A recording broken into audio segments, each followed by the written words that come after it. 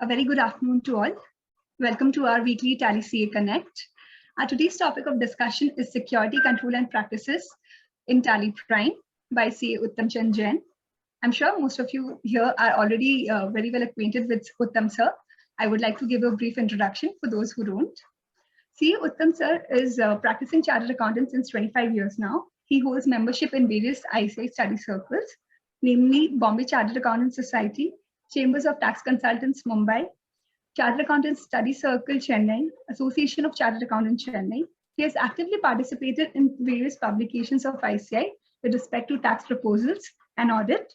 He is a trainer on indirect taxes and also presented papers on audit and taxation at various FORA and ICAI study circles. We are happy and proud that CA Uttam Chand is also a Tally evangelist. I welcome you, sir.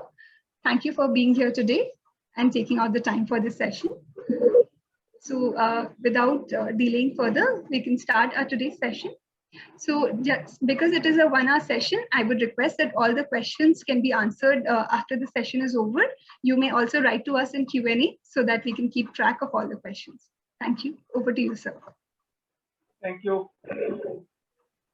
Thank you, Tally, for giving me an opportunity of sharing my thoughts on the security levels in Tally. One advantage of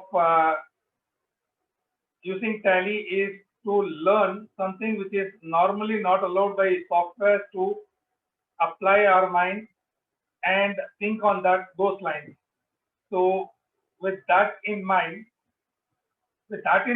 I thought of sharing my knowledge which I have accumulated over a period of time on the security level, which is least or low level of interpretation at majority of the these cases. So with that in mind, I thought I will share the security control, which is quite good as of now, though it can be improved a lot, but the basics which is available right now is good. And with that in mind, we will go into it. So if one will agree that the only real security that a man can have in this world is a reserve of knowledge, experience, and ability. And when we share our knowledge, the knowledge increases. It's like you have 1 rupee, I have 1 rupee. When we exchange, each of us has only 1 rupee. Whereas when we exchange knowledge or an idea, you have 1 idea, I have 1 idea. When we exchange, each one of us will have minimum 2 ideas, not necessarily only 2. So with that, let us get into it. So what is the starting point? This is the structure of any activity which you do. Whether you go from one place to another place or you get into any other activity. For us, the security is one of the prime area now. What is the starting point for a security? The security starting point is the destination. What I ultimately want. What I want a particular person to do, not to do. Then comes the source. From destination, we go to source, where we are, how the data are punched in, how the data are brought in. From there, we think of the process. How do I control it now? How do I control, saying that if the entry has been passed by a particular person, he should not have the right to alter that entry. Take for example, I have a sales entry. When I make a sales entry, it is a cash sales entry. So I pass an entry with a cash as a sales, giving the party name, and raising an invoice. After, say for example, I go to a particular place, buy the product, and come off with the voucher in my hand. After I move out, the same bill can be given to someone else by just getting into the voucher, changing the name of the party alone. He also pays cash, I also pay cash, but the bill has been given, the same bill has been given to 2 different people. I'm not getting into the control of the voucher number. I am into more of the basic control, saying same invoices given to more than 1 party. How do I control? So that is the part which I do, and then I do the documentation of whichever part I keep off. So for that, we have to understand what is the risk which is involved, what is the risk management which I have to do. So what is the risk and what is the risk which I have to mitigate? So first I have to identify the risk. Just for example, what we discussed just now, we discussed about a risk which is saying that an invoice which is already raised and given to a particular person can also be given to someone else. That is the risk. So once I ascertain the risk, then I have to assess the risk. What can happen, how it can happen. If the person can change just the name, he can also change the value and give a value with the same invoice number which was given to me, maybe for a value of 100, and the same can be given to someone else for 1000. That is the risk which I have. Now, how do I control the risk?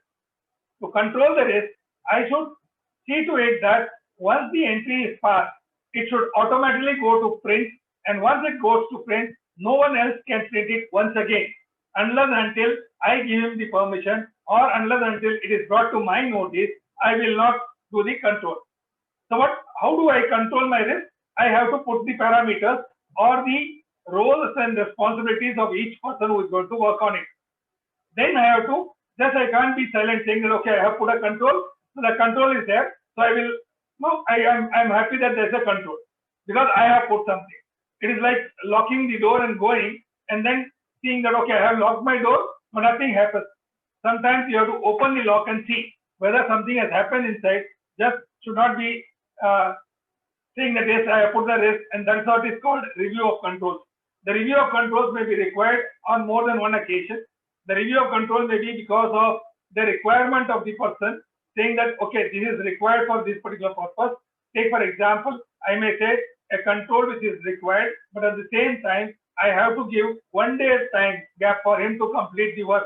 So backdated vouchers, I can allow 1 day. That is how the review of controls can happen. And then again, I have to go for a risk management and the cycle goes on. Now, if you are chartered accountant, you will understand that there are something which are relating to standard auditing, which are relating to audit, which is 315, which talks about identifying, assessing the risk of material misstatement through understanding the entity and its environment. So if you have to understand the environment and the entity, if I have to understand the software they are using, then I should know how to create it to better understand it. Otherwise, I will not be able to understand what they are trying to do. If I have to understand whether there is a risk or the security is in place, if yes, then how the security is there, what is the environment in which the security has been put. Then the auditor's response to the assessed risk.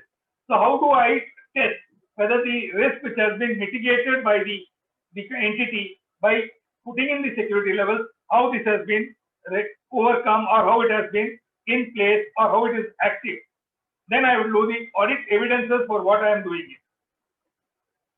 If I go into SA 315, identifying and assessing the risk of material misstatement through understanding the entity and environment, there are certain things which are there.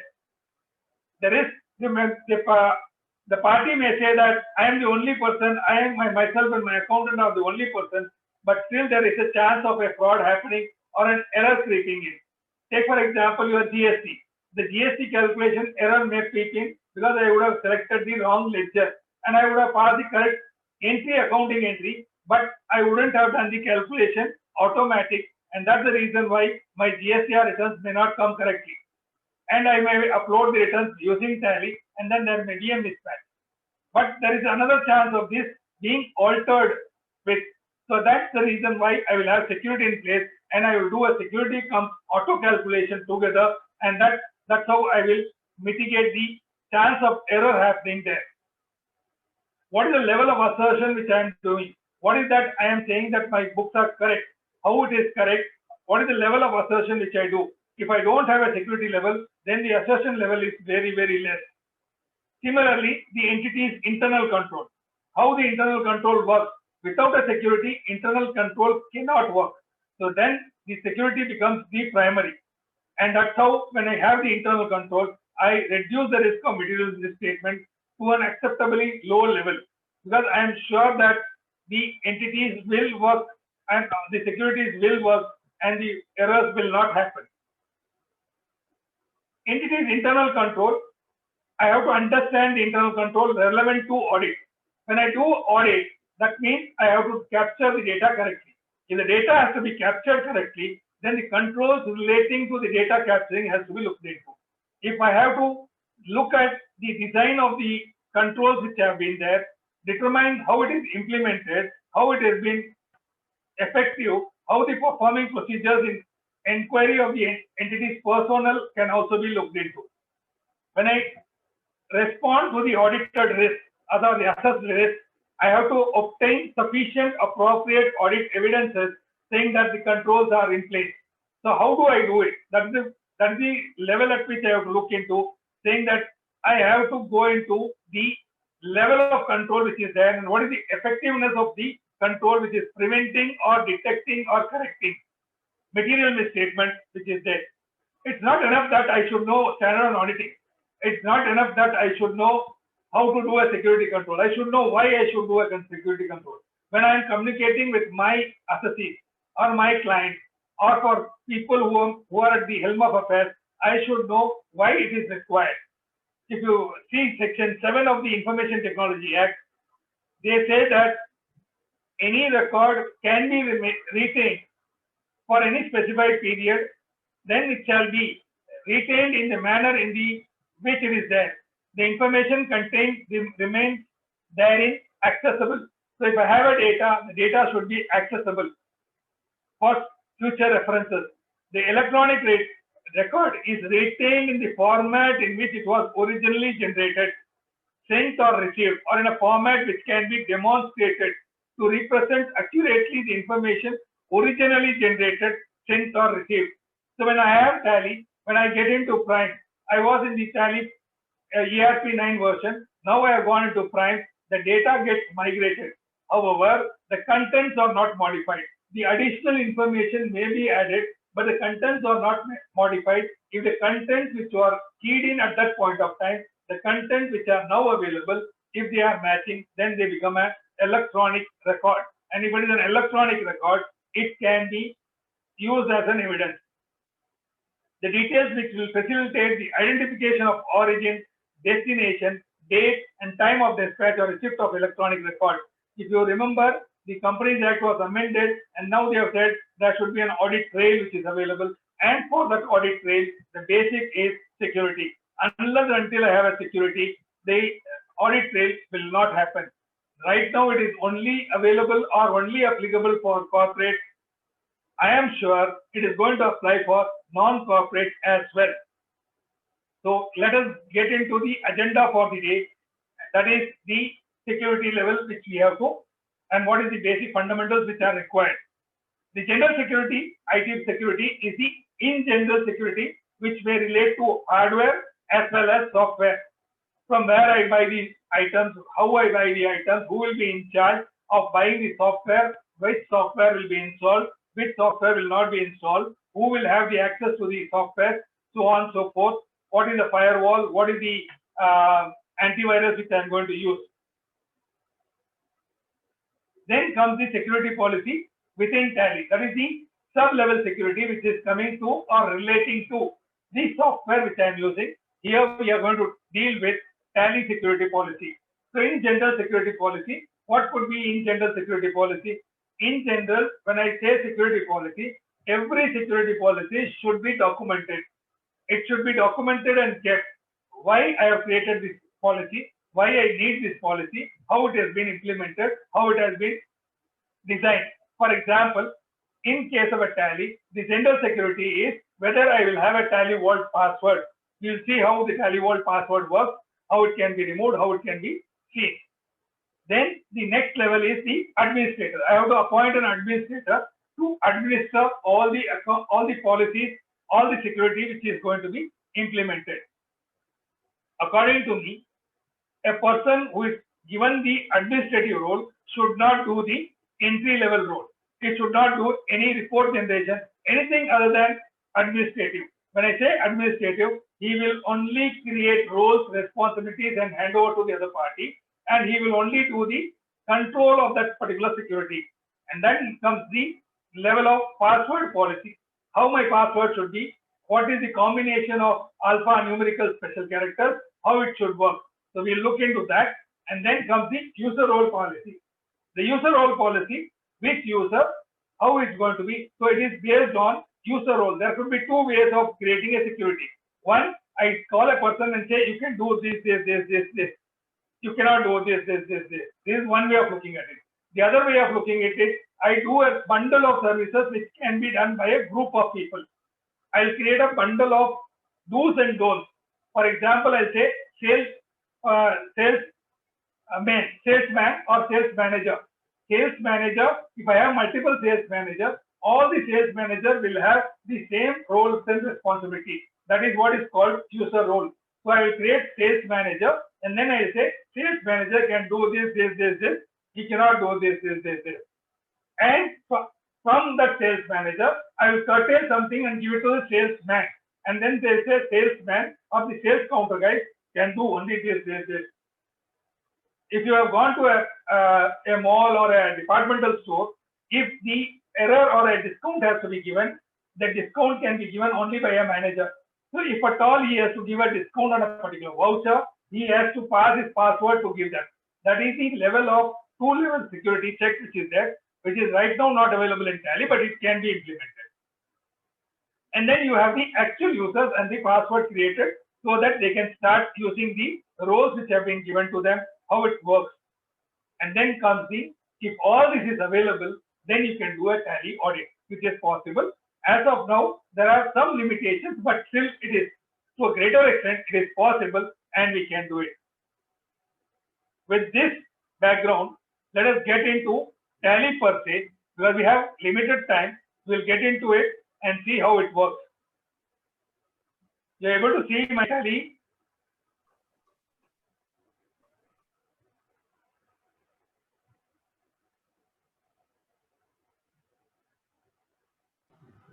It's visible. You're able to see my Tally?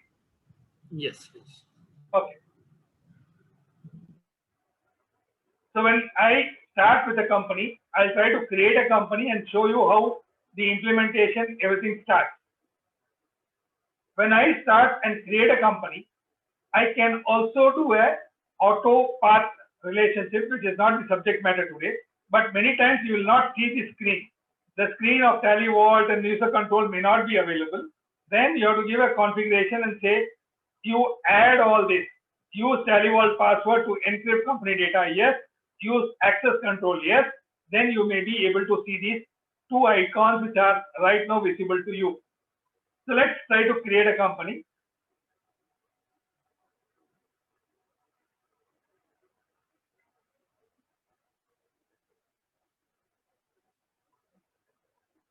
So I'm trying to create a company. I'm not getting into the other areas. So I'm just trying to create some company. I'm giving certain things only to see to it that tomorrow if I do some auto calculation, this should work.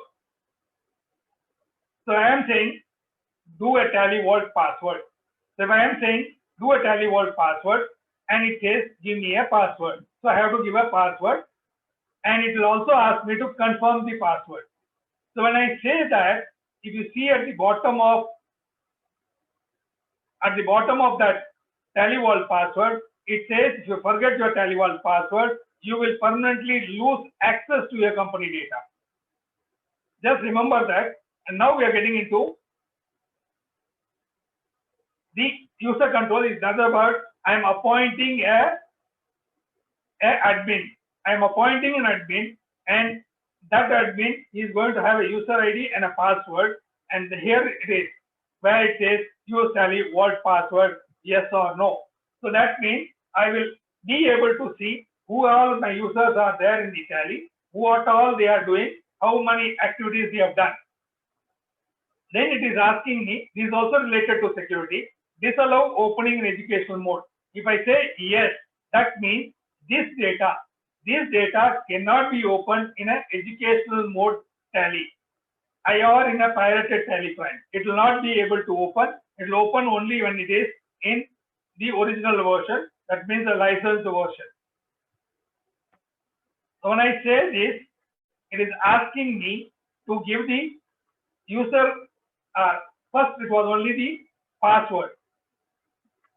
It was only the password because as far as Tally Vault password is concerned, it is only the password, and when it comes to admin, it is the user ID and password. So if I see the company, the company name which is created right now is junk characters.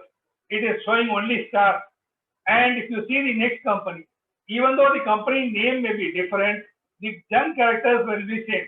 So it will be very difficult for you to find out what is the data or which company's data it is. So for this, you may have to create one more Excel file where you will create a folder number followed by the company name, followed by the password, because you will not have one common password for all Tally Vault, maybe. So unless and until required for, do not use Tally Vault password. Once Tally Vault password is given, you will not be able to know which company data you are trying to access right now, unless and until you remember the folder number created for that particular company. Now let us get into the security level which we have created, and that is the user ID password. So when I have created the admin user ID password, if I have logged in using the admin password, then only I will be able to see this alter. This alter is nothing but the company's main data or the basic data, and that can be. So if I have to change my admin password, I should know user ID password. And if I have created the Tally Vault password, I cannot change using this alter mode or changing the Tally Vault password. So if I have to remove the Tally Vault password, then I have to go to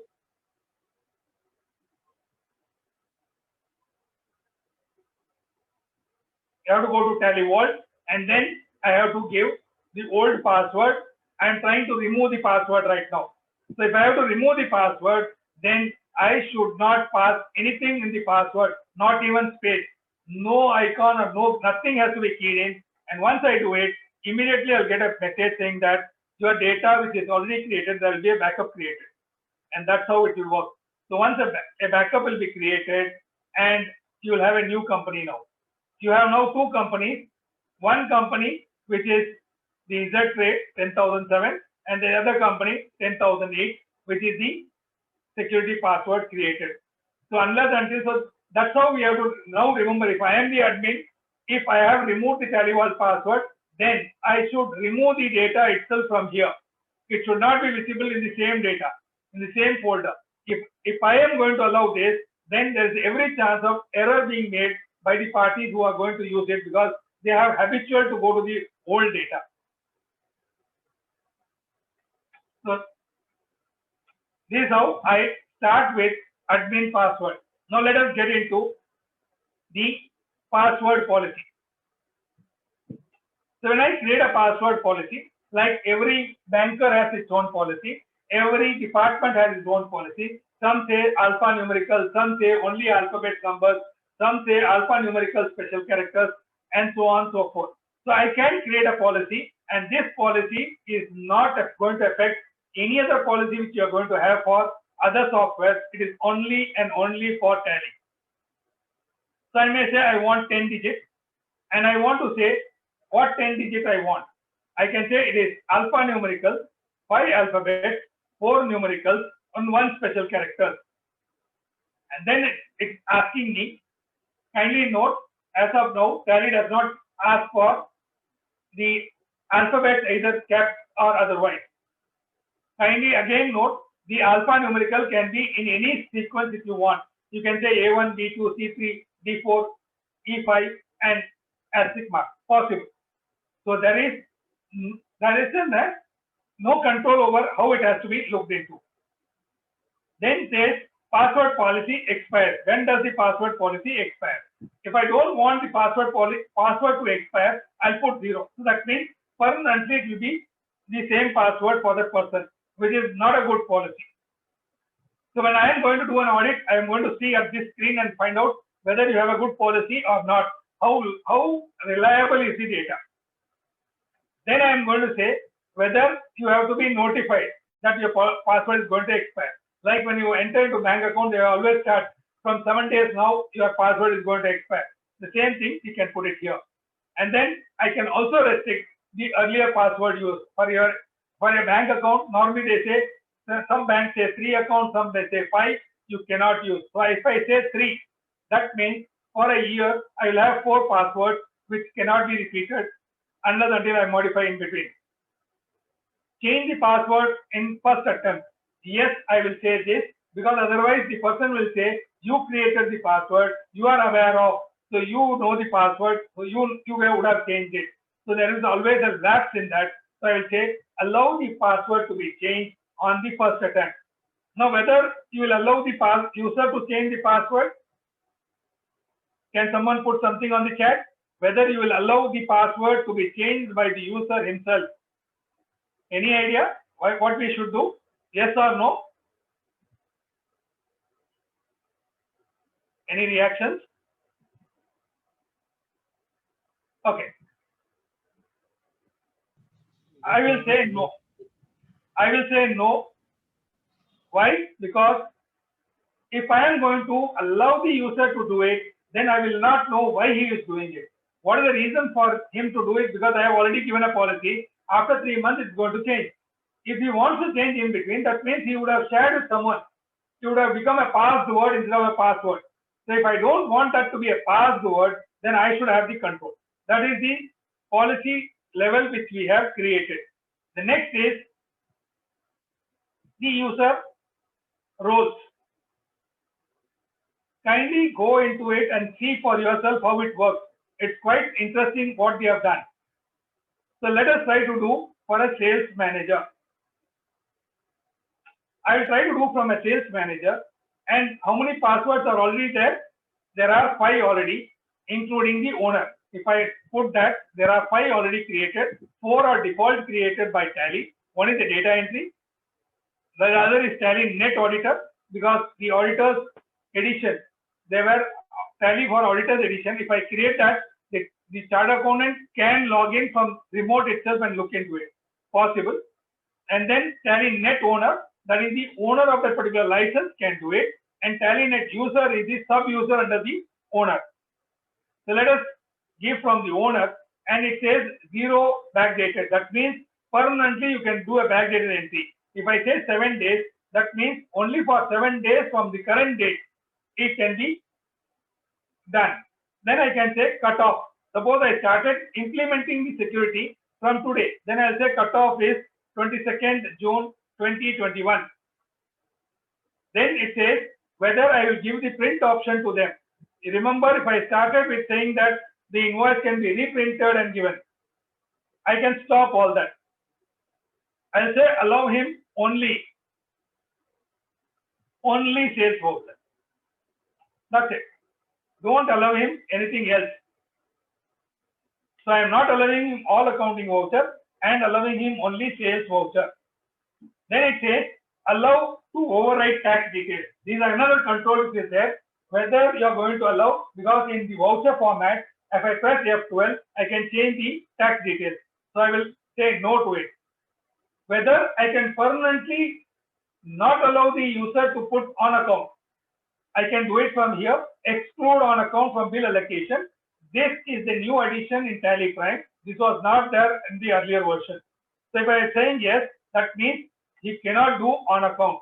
Whether this person can connect the company or not, that also is allowed. If I say no, he will not be allowed. Whether he can authenticate someone through a net, no. That also I'll say no. And now I'll say full access. For example, this particular person doesn't require to see my balance sheet because he's only a sales manager. He is not required to see profit and loss account. He is not required to see trial balance.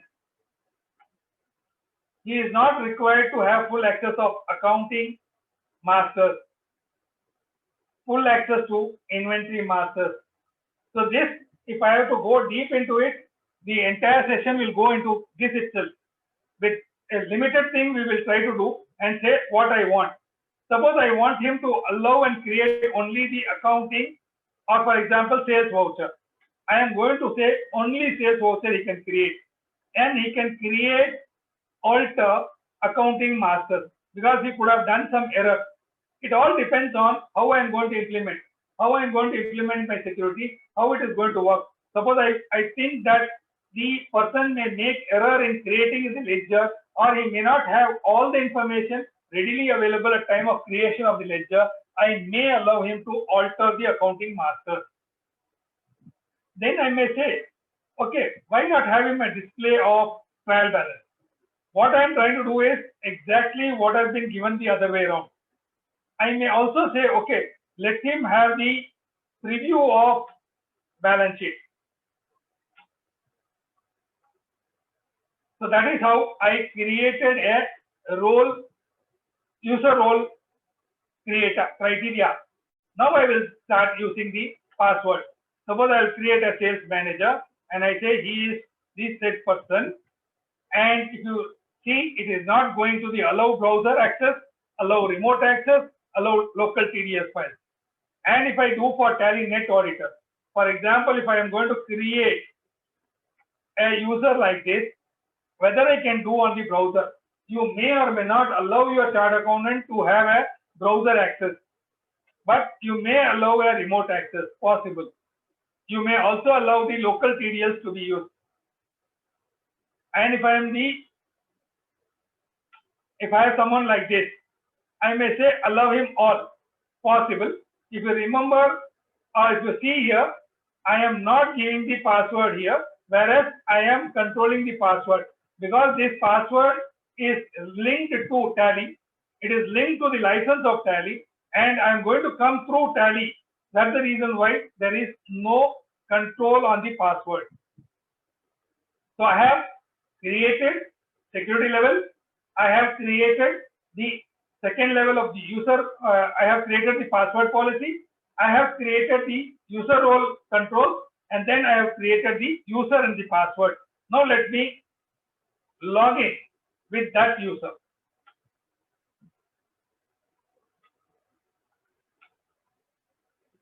I am logging in with the other user, and once I log in with the other user, what has happened? The change password or the alter has gone, the user model has gone, so on and so forth. I will go back again and I will go to the original user. And if I see now, you have alter. Similarly, this change user is also now available. Earlier it was not available. I'll just try to now increase the role for that particular person, or access I'll restrict. I'll restrict the full access to features. So no features will be allowed to him. So he cannot change my configurations which are there. He will not be able to change. Now what I will do is I'll shut this company, again open the same company. Now this time I will log in with the second user, and now it is saying me, give me the old password, give me the new password, and it gives me the characters which can be used, the numbers which I have to compulsorily use, and the alphabet which I have to, the number of alphabets which I have to do. Suppose I am going to do only 3 or a lesser alphabet, what happens?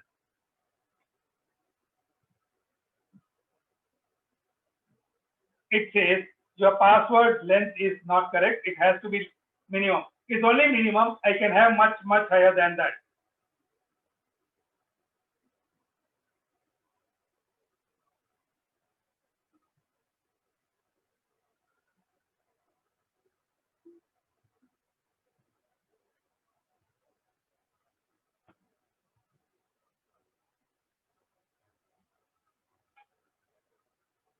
Now if I see Alt K, even the other things have gone.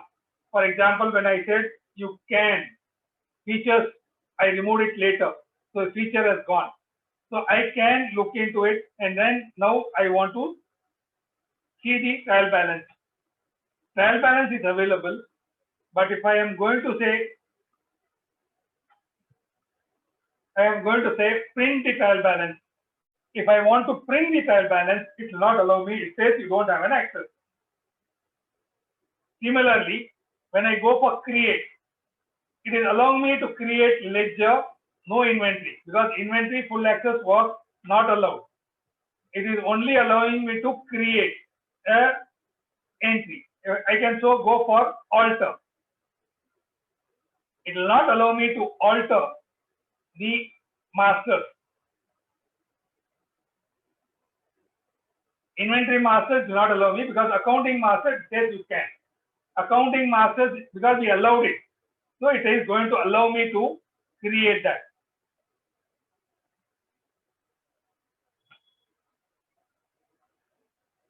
So that's how it works. Now I'll try to pass an entry and see, or let me do one more thing.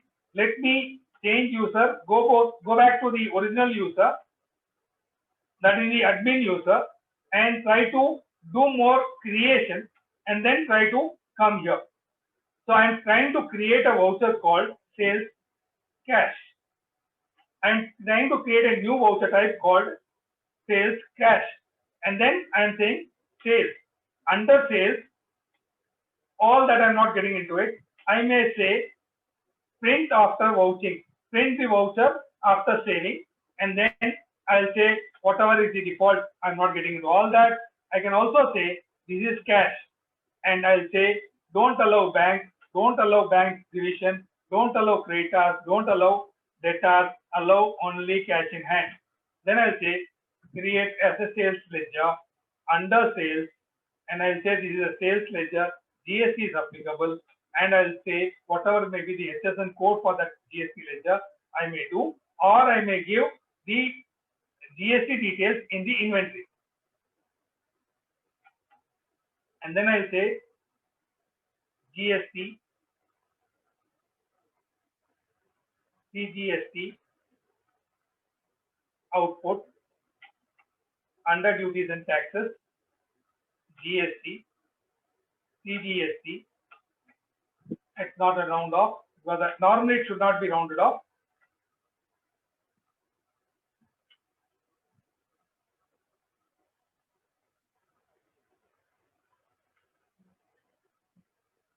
SGST output under duties and taxes, GST, SGST, and that's how I do it, because IGST will not come because it's a cash sale.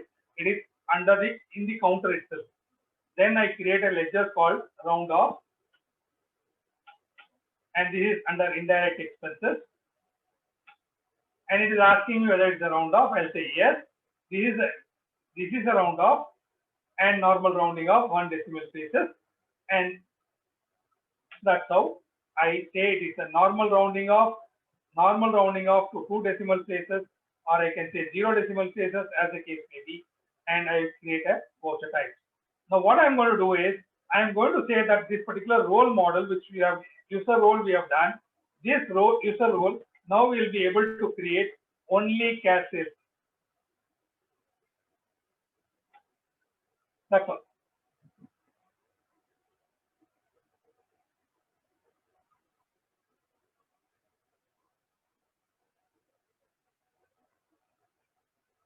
So now what I'm going to do is I'm going to log in with the other user. Change user D, and it is asking me the password. So whenever you create a security level, what you should do, it's like you go for a travel. You are leaving your home. So will you only see your main door locked, or you will see all the windows, all of the places, or from where one person can come from terrace or windows or any other door which you have. So you have to check from all angles. You will not check only from there. Similarly, one example for your the Tally Vault password vis-a-vis the normal password. In a Tally Vault password, it's like you locking the door and going it, and you have the lock, but you miss the key. When you miss the key, how do you open the lock? You call a guy who is an expert in breaking the lock. So he comes, he sees the hole. Based on the hole size, he puts something on a key, which is a dummy key or a key without any lever marking, and then he puts inside it, and then he decides how much curving has to be done. In case if you are going to put MSeal into that particular lock and press it very strongly onto it, that means the MSeal has to be removed. When I try to remove the MSeal, it may not peel out fully. If it is not going to peel out fully, you will not be able to open at all. The lock has to be only broken, and only a person, it will become unusable. The lock itself will become unusable. Similarly, if your Tally Vault password, if your password is very, very strong, a strong password is an alphanumerical special character password with junk characters. That's how it has to be. Now, when I have the data, which once I enter into the lock, into that hole, I know how much levers it has, how many levers it has, and accordingly I can cut the item on the key which we have, and I can open the door. That's how it works. And that is the difference between your normal admin password, user ID password, and the Tally Vault password. There are softwares which are developed or TDL written where they will be able to break the password, or they can find the password for the admin password. However, they will not be able to break, or it will be very difficult to break. It all depends on what is the level of your password which is there. Now let us try to pass the entry here. Now if I see,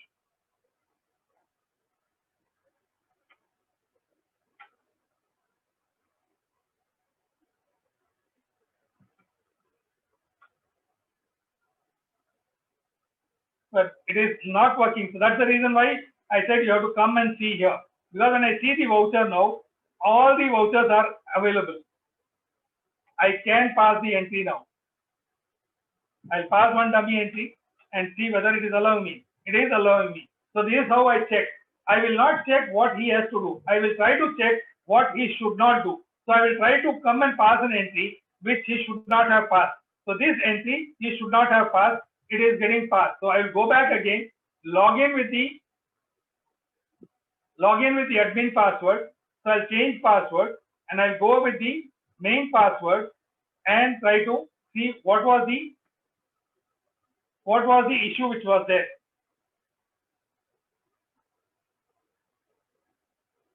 I'll again go to user roles. Then I'll go here and see what is the problem which has been created. What I missed out was full access to accounting vouchers and also full access to inventory vouchers.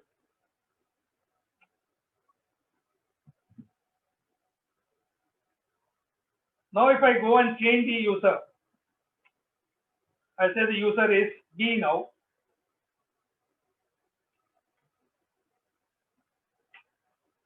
Now if I go into voucher, the only voucher which is allowed to be passed is sales cash. That's all. Because we have sales normal and sales cash, it allows me sales cash, and then I can say cash. My cash sales alone will work. This is how it works.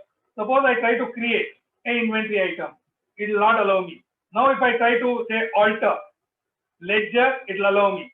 If I want to change the voucher type, it allows me. That means what? My security is not fully covered as of now. So this is a vertical in itself.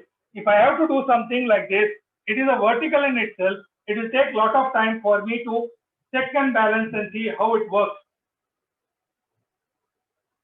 I think I have to stop here and discuss on the queries which are there, because otherwise the time may not be sufficient to get into the other areas which are there. What I try to show you, and I'll show you the Tally audit also. Change user, EA,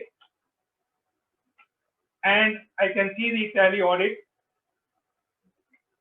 I am habitual to the old model. I would have gone also to Alt Z and then seen the voucher types. So what are the voucher types which are used here? What are the masters which have been created? And if I want to see who created it, that also I can see. These ledgers were created by me, and the ID, and also what is the ID which has been created. So that is the ID which is the account ID which is there at the time when you create the ledger.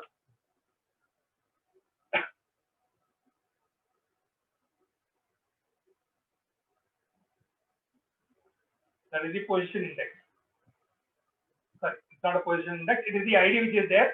So ID and the account ledger which has been created. This is about Tally audit features which are there in build. Ma'am, shall we take question or shall I continue for some more minutes? So we may take questions. There are quite a few questions already here. Okay. So from the chat, there are two questions. One is, I want the security control system in such a way that the opening balance cannot be changed. Is that correct? I should not allow the alteration of the master. If I am going to allow the master alteration, that means opening balance can be changed.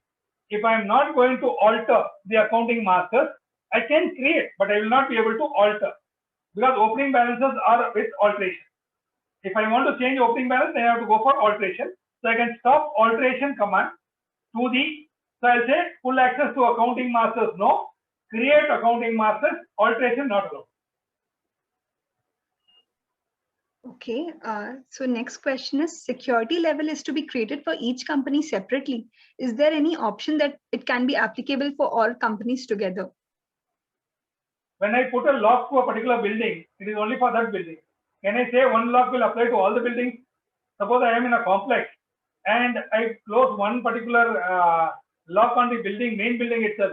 My other companies will be open, no? So that will be always a risk which is there. It is not possible. According to me, it is not possible. But I have never tried this. I never tried creating two companies and then try to capture that. But it is risky to do a scenario of that kind. Okay, sir. Next question in Q&A by Vikash Acharya. Is it possible to customize, allocate username and password across different company numbers together? This will help save time by going to each company and changing. I think it's a similar question only. But if you have the similar user ID password in all the companies, and if you have opened one company, and if you want to open the other company, you will log in automatically. That option is available. Okay. Are they? Is it possible to customize to set up super administrator and administrator account? I may say administrator and super administrator, but when I say super administrator, that guy is the administrator. But whatever I do for the next one, he is not an administrator at all. Okay. It's like when I create a company here, and what I give is the super administrator here. Then I can create one more user and say that I can say user password. Instead of this, I can say admin. I can create a new one called user role admin, and I can say admin. Sorry, I'll say that. Sorry, I'll say owner, and I'll say admin. That means I'm giving the entire power which is there with the admin. I'm creating one more admin and giving. But this guy will not be able to alter or create user role. Okay, next question is how can we directly set security level to display mode only, or do we need to select each option from allow list? No, that's what it is. A list which is available. From that, you have to find out what is the role which you want to give and the role which you don't want to give. So if I have to give here, and if I see a list, these are list of items which are there. And if you see all this list, it covers the entire ambit of tariff. Say for example, if I may say, I don't allow you to have access to bank reconciliation. I don't allow you to see the inventory list which is available because you are a person in charge of say journal entries only, or you are doing only bank reconciliation. You will not have access to inventory. You should not have, in other words. Right, sir. Next question, can you please explain how password expiry works? We want the password to expiry after 15 days and user should not be able to access company with the same username and password. Also, I'll just complete that and then we'll take the next one. When I say user password expire, password policy, when I say it expires on, say I'll say 15 days. If I say it expires on 15 days, after 15 days, that person will not be able to use that password with that with that user and with that password. In other words, on the 15th day, he has to reset his password. And if we don't want him to reset the password, then the admin has to come. For example, one particular user has left the job, or he is not coming for quite some long time. Then, or he has put leave. Then I will say, I'll come here and I will say, user, I will change the password here. That's all. I will change the password and keep it here. Kindly note, whatever you are doing, there should be a log created and kept. And there should be a log register which will say why you have done this, what you have done this, how you have done this. Why, when, what, for what purpose you have done. You should have a log of it always. Noted, sir. And so the second part was? Second part of the question was also only the administrator should be allowed to change the password. User should not be allowed. That's what I said here. Yeah. The user role, when you're using the password policy, at the last line, I said no. He will never be able to do it. All along when I said, you have to see to it that, sorry, you have to see to it that when you are doing the password policy, there should be one policy always with the admin given by the management saying that on a surprise, you should also change the password. Even though you have the password policy that 90 days it expires automatically or 30 days, whatever nomenclature you give, there should always be a surprise, a day on which the password will expire or the password should be modified. It doesn't expire automatically. You have to automatically change the password so that the person comes to you saying that I'm not able to log in. At that time, you will say, okay, take this password and go. And I will not do for all at a time. I will do in a time frame saying that, okay, out of 10, 2 today, 2 3 days later, 2 after that. That's how I do. Noted, sir. Next question is, how are security level interrelated? Like if I disable viewing of ledger, what other level automatically gets disabled? Similarly, other levels, how to identify the same? I will put the question bit differently. If I am saying that I don't allow you the full access and I allow you only a preview. When I say I allow you a preview, that means on screen you can see. That's all. I cannot print. If I have to see whether if I am not able to print, what is the other option in which I can take a print? The other option to take a print is export or email or put it on the web, something like that. So I will disable, once I disable print, all other things will get disabled automatically. I will not be able to export, I will not be able to mail, all that will happen automatically. However, there is a catch here. I can do a print screen. So what I should do, either I should not have a print scheme option on my keyboard, or I should install a software which disables my print scheme. Then you may say I will take a photo of a mobile, so mobile should not be allowed. All that is there. So it's a error method of learning. Yes, sir. Next is, I'm a CA and want security controls similar on all my Tally data. Is it possible to set controls through license? It is not possible to set for all the data at one go. You have to do it because each data may require a different kind of security level. Some may require very harsh, for example, with the corporate, that may require a very, very hard-bound security. When it is a proprietary concern, when they have only 2 or 3 employees and or 1+1, there may be a lenient security level which is required because the owner himself sits there. But when I do an audit, it is always I will prefer the highest level of security. Noted, sir. Can we get a report showing the access rights user-wise? This I have been asking Tally to give. But as of now, this is the only report which you get, which is the Tally audit report, where you will get all the users here. But I will not know what is the rights being given to them. So that's the reason why I always tell them that you have to create a log saying what is the right which you have given. So when I do a test check, I will do a test check of doing something which he is not allowed to do. I will not try to do something what he has to do. For that he would have already done. Okay, and that's the reason why I say that this is another vertical of practice. Definitely, sir. Next question is, what about GSTR1 error on HSN? The GST error on HSN is a new development which has happened, and they have modified the GSTR template, and they have now said HSN code also requires rate of tax.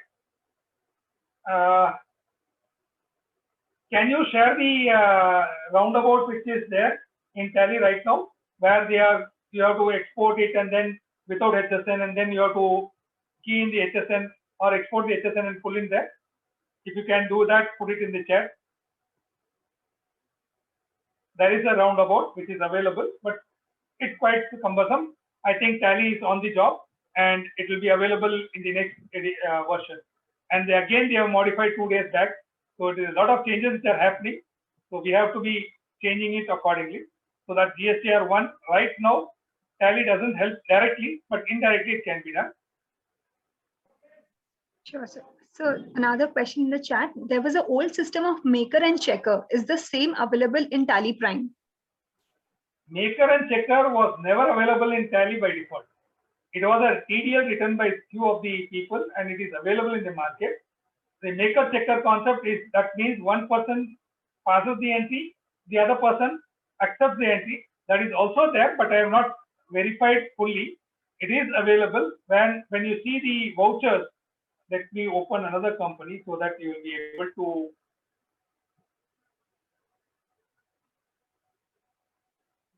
Let me select another company where I have some data. There you will be able to.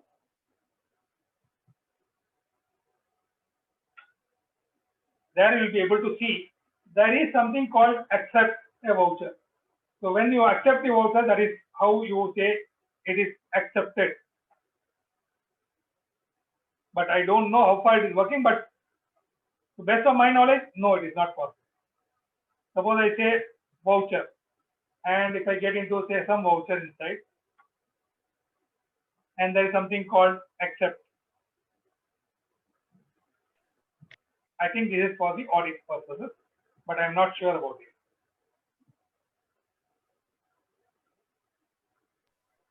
Okay, next question. If a ledger is having an opening balance only, and if we delete that ledger, the opening balance is also deleted.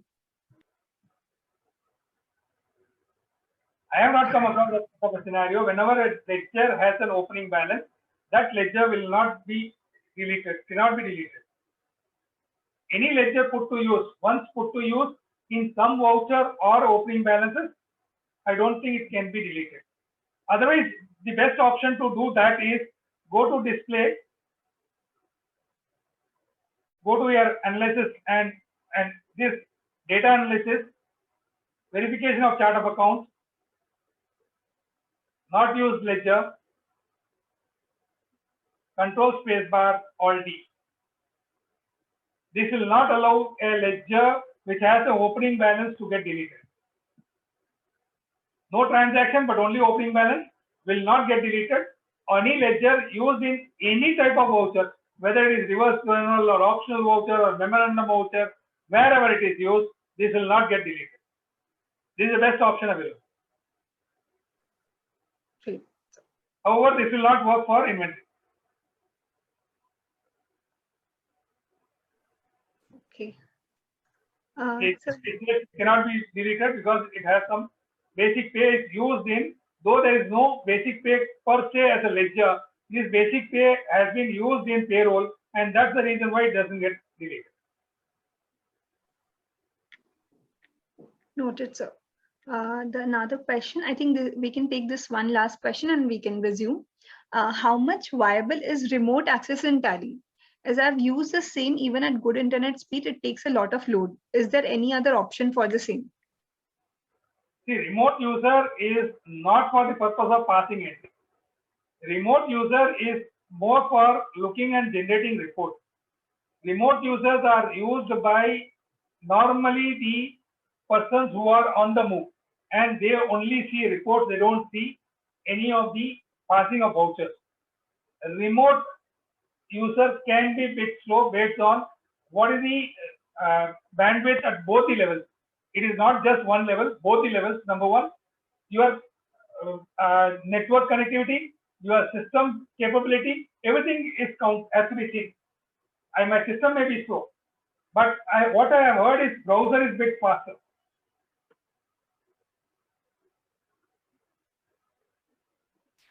The best way is to get to VPN connection and do it through a VPN connection.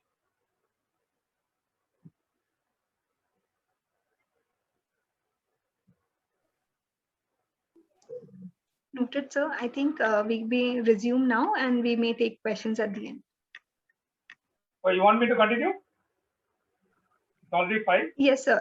Because yeah, it's already 5. So if we are done with the thing, we can ask the audience to raise hands in case they have any further questions and we may unmute them. Yeah. So anyone wants to raise any question? If you have any questions, please raise your hand.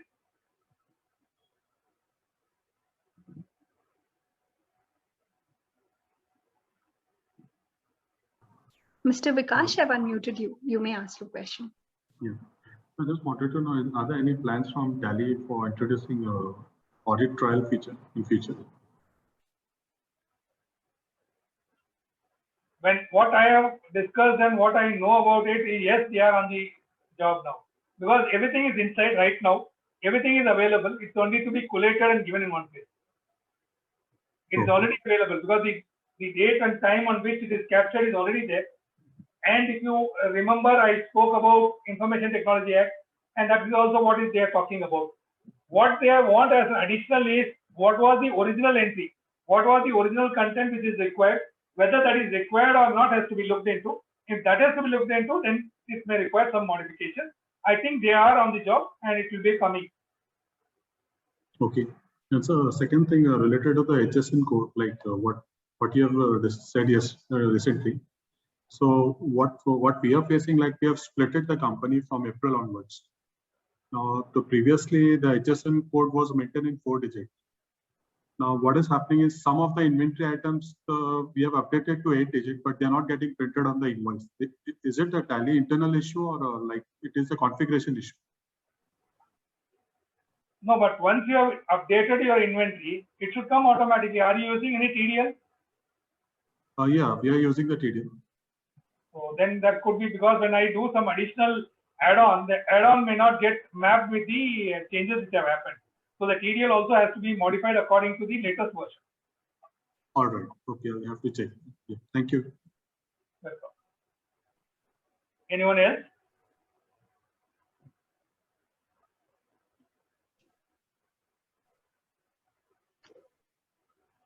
Any other question if it is there? So there are no questions pending. So I think we can conclude the session. So before I conclude, I would extend my sincere thanks to Uttam sir for taking time for today's CA Connect session. And thank you to our audience for being here. Thank you, Ayush. For those who are asking for the recording of the session, as mentioned, our recording will be available in a day or two in our community page. The link is already mentioned in the chat box. And if you wish to visit any previous recordings of Tally CA Connect, you may find the same in the community page. Please do register in our coming week's session, that is by CA Kunal Soni. So thank you all. I will now conclude the session.